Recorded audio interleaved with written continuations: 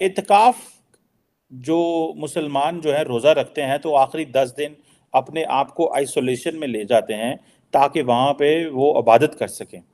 लेकिन तारड़ साहब, ये पाकिस्तान के अंदर ये किस तरह का माहौल चल पड़ा है कि मुजफ्फरागढ़ एक इलाका है, शहर है, वहाँ पे एक 13 साल के बच्चे के साथ इत्काफ में रेप हो गया। मुजफ्फरगढ़ में एहतिकाफ में बैठे बच्चे से ज्यादती करने वाले मुलजिम। अगर आप हिंदू धर्म को पढ़ें जिसकी हिस्ट्री सबसे ज़्यादा ओल्ड है, 8,000 साल पुरानी है, कि ये संसार ये कैसे पैदा हुआ, इतने जीव पैदा किए, इंसान को पैदा करने के पीछे पर्पस क्या था। मैंने आपको शायद उसके बाद दूसरा एक भेजा, गुजरांवाला के पास भी एक मस्जिद के अंदर कुरान पाक हिफज कर रहा था बच्चा, उसको भी 3 दफा रेप किया गया। ये भी वॉइस ऑफ अमेरिका की खबर। अगर आप इंडियन धर्म को भी रिसर्च करें कि इंसान के बारे में, आत्मा के बारे में, सुख शांति के बारे में क्या बात की हुई है, तो वो तालीमात कवर है। मगर दूसरे मजहब को भी जलाने की कोशिश ना करें ना, जो भी है बात करें, मुंह पे करें, ये पीठ पीछे वार करने का क्या बनता है इनका। क्रिश्चियन हो? जी, तो आजकल चल रहा है बच्चियों के साथ निकाह किया जा रहा है जबरदस्ती, क्रिश्चियन बच्चियों के साथ। जी, कि ये क्या है, हमारे मुआशरे के अंदर इतनी ज्यादा अखलाकी गिरावट है ताड़ साहब। आप इसमें शिवा जी को पढ़ते हैं, ब्रह्मा जी को आप इसमें पढ़ते हैं, आप इसमें विष्णु जी को पढ़ते हैं, आप इसमें माता सरस्वती को पढ़ते हैं। गूगल अपने दौर के अंदर रोजे, सहरी और अफ्तारी किस तरह करते थे, मेरे लिए वाज वेरी शॉकिंग आर्टिकल। तो उसके बाबरी के अंदर लिखा गया कि बाबर साहब इफ्तार करने के बाद शराब पीते थे। तो हमें जो स्टोरियां पाकिस्तान के अंदर पढ़ाई गई हैं कि हमारे हीरो ये हैं। आप लोग रोना बंद कीजिए, मेरे तक आवाज आ रही है। वीडियो देखा, बहुत ही अफसोसनाक है। मतलब यार, ऐसी बातें और इस पे विश्लेषण करना भी बहुत एक मतलब अजीब सा लग रहा है कि यार मौलाना ने क्या किया कि रोज़ा अपना रखा हुआ था और उसके बाद एक छोटे बच्चे का रेप कर दिया। बहुत ही अजीब सी न्यूज़ है और इसके बारे में बात हो रही है। पहले पूरा वीडियो देखते हैं, वीडियो के बाद करते हैं इस टॉपिक पर डिटेल में बात। प्लीज़ चैनल को सब्सक्राइब करेगा। मैं मिलता हूँ वीडियो के लास्ट में। आज मैं थोड़ी सी आपकी जो अटेंशन है ना, वो मॉरल डिजनरेशन या जो अखलाकी गिरावट है पाकिस्तान के अंदर, उस पर भी करना चाहता हूँ। इत्काफ जो मुसलमान जो है रोज़ा रखते हैं तो आखिरी 10 दिन अपने आप को आइसोलेशन में ले जाते हैं ताकि वहाँ पे वो इबादत कर सकें। लेकिन तारड़ साहब, ये पाकिस्तान के अंदर ये किस तरह का माहौल चल पड़ा है कि मुजफ्फरागढ़ एक इलाका है, शहर है, वहाँ पे एक 13 साल के बच्चे के साथ इत्काफ में रेप हो गया। ये पाकिस्तान की ये सोशल डिजनरेशन की क्या वजह है? अगले दिन एक मौलवी साहब थे, बड़ा नाम है मौलवी साहब का, उन्होंने एक उस मौलवी को प्रोटेक्ट करने की कोशिश की जिसने किसी को रेप करने लगा था और वो एफआईआर हुई है, लेकिन वो उन्होंने जाके कहा जी सुलह कर लो।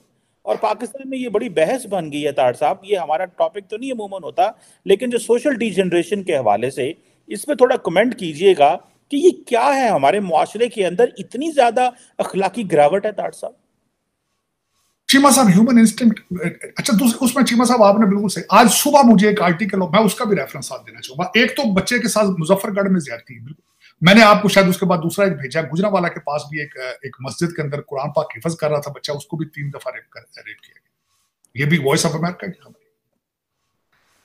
और चीमा साहब, इसमें मैं आज सुबह, बल्कि बीबीसी के ऊपर आर्टिकल है आज, उन्होंने आर्टिकल बड़ा इंटरेस्टिंग है पढ़ने के लिए कि मुगल अपने दौर के अंदर रोजे, सहरी और अफ्तारी किस तरह करते थे।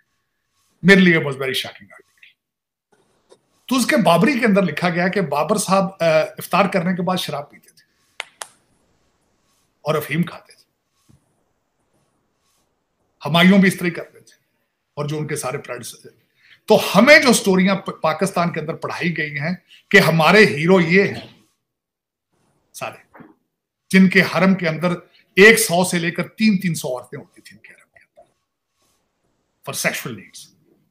अव्वल मैं तो 4 शादियों के हक में नहीं हूं, 4 शादियां भी सर्कमस्टेंशियल थी उस वक्त, जब सोसाइटी के अंदर लोग मारे जा रहे थे, मर रहे थे, तो उस सर्कमस्टेंशियल उसका हल ढूंढा गया था कि एक इंसान 4 शादियां कर ले, वरना this is not how it works. लेकिन चले, लेकिन आप मुझे 100 औरतें हरम के अंदर लौंडियों के साथ रिलेशनशिप रखना, उनमें से जो बच्चे होने उनको फिर लीगल स्टेटस देना। और चीमा साहब, मुझे ये बताएं कि अफ्तार के बाद शराब पीना आप क्या समझते हैं जायज? मैं उसी आर्टिकल के अंदर, बल्कि मैं कहूंगा कि बजाय मेरे ऊपर मजहबी अटैक करने से पहले नौज बिल्ला, पहले ये पढ़ के देखें, ये BBC आज उसका आर्टिकल है कि अकबर ने अपने दौर के अंदर नमाज, रोजे, हज के ऊपर पाबंदी लगा दी थी। उस आर्टिकल के अंदर पढ़ के देखें। और हमें बताया जाता है कि हमारे मजहबी रहनुमा, हमें मुगलों ने ये किया, उन्होंने इतनी मस्जिदें बना दी, मंदिरों के ऊपर ये कर दिया, वो कर। देखें जरा। और आज ये आपने जो बात की है, चीमा साहब, आप आज की बात कर रहे हैं, मेरी जितनी एज है, मेरे वालिद साहब ने मुझे मस्जिद में कुरान पढ़ने से मना कर दिया था। अमेरिका में मेरे 4 बच्चे हैं चीमा साहब, उन्होंने कुरान पढ़ा है ऑनलाइन कुरान, उनकी मां ने पढ़ाया है कुरान उनको ऑनलाइन। जुर्रत नहीं थी इतनी इन वाकयात की वजह से कि मैं मस्जिद में भेजता हूं। और चीमा साहब, जिस मस्जिद के अंदर पंखा और वहां पानी पीने का गिलास अगर सेफ नहीं है, तो आपका बच्चा किस तरह सेफ होगा वहां पे?